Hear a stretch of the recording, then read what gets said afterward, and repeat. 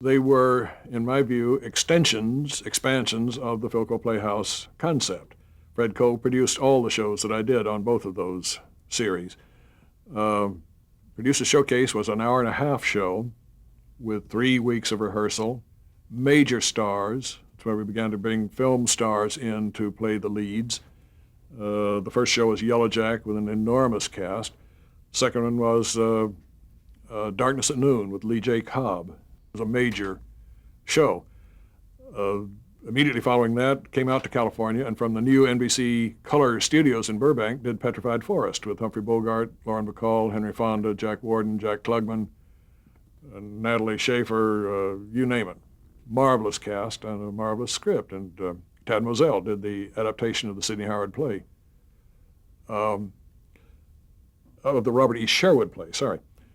And then the last of the Playhouse 90s was a musical version of Our Town with Frank Sinatra, Eva Marie Saint, and Paul Newman, again done here at NBC, Burbank, in color. And the show was primarily designed to use color, to sell color television sets. It was the newest thing. So these were our first shows away from black and white. The musical worked reasonably well. I had a bad problem with Frank Sinatra, but loved Paul Newman and Eva Marie Saint, and the show went extremely well. Fred left NBC shortly after that, came out to California, and was one of 3 or maybe 4 producers hired to replace Martin Manulis on Playhouse 90. Martin and I had wanted to get together on Playhouse 90 before that, but up to that time I was NBC, this was CBS, and this was California, and I was New York primarily, and we just had never gotten together. When Fred started his producership for Playhouse 90, the very first show he did was The Plot to Kill Stalin, which I did. And then I did a disaster, a William Starren book about a Marine Corps officer who was called back into the service during the Korean War. Came at odds with his commanding officer and couldn't get back into the military method of doing things and wound up in a long forced march. I think that was what it's called, the Long March, maybe yes, so. Something like that. Yeah, the Long March, I believe. He went kind of bananas and killed one of his men unnecessarily. It's based on a true story, I think it was. Yeah. Well, we couldn't accomplish the Long March in a television studio, so we went outside and with tape cameras, we used for the first time a mobile tape unit off Mulholland Drive and really taped the whole Long March segment, quite a lengthy spot to be integrated into an essentially live show. And that so unnerved Jack Carson that he was very insecure and uptight and frightened on the air show.